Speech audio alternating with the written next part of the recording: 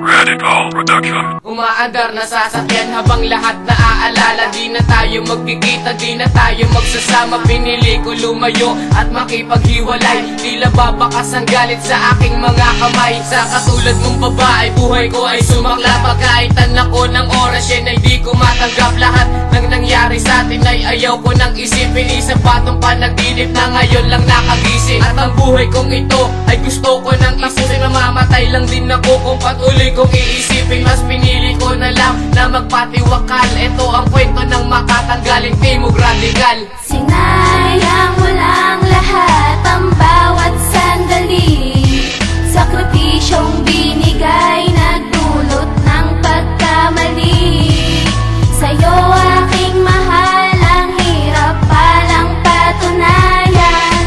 Ang ibigin ka, isa palang kasalanan. At sandaling tumigil ang oras nang makita kita muli. At tila ba't di ko na napuna ang mga bakas sa pagkakamali. Iniwan mo sa'kin mahal, iniling lamang ay magtagal. Subalit kailangan na sagutin ang tanong kung bakit di matanggal. Sa isip kong litong-litot, sa puso kong gulong-gulo. Marahil ikaw nga ang dalagitang nagpatibok ng aking puso. Ngunit di na maitago ang sakit na nararamdaman. Siguro nga manid na at sobra na ang kahangalan. Dahil mahal na mahal kita, walang iba, alam mo yun. At ikaw lang ang dalagitang inaasam mula noon. Hindi ko nga inisip na lumingon pa sa iba. Dahil alam ko darating din ang panahon na babalik ka. Sinayang mo lang lahat ang bawat sandali. Sakripisyong binigay nagdulot ng pagkamali. Sa'yo aking mahal, ang hirap palang patunayan.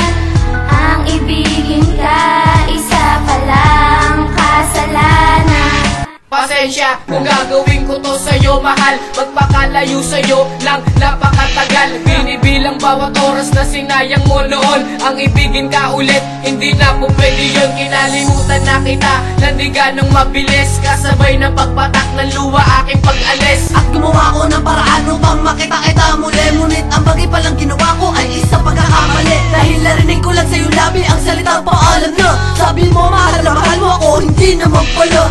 Akala ko baka ako lang ang lalaki sa buhay mo. Pero lahat ng mga sinabi mo hindi pala totoo.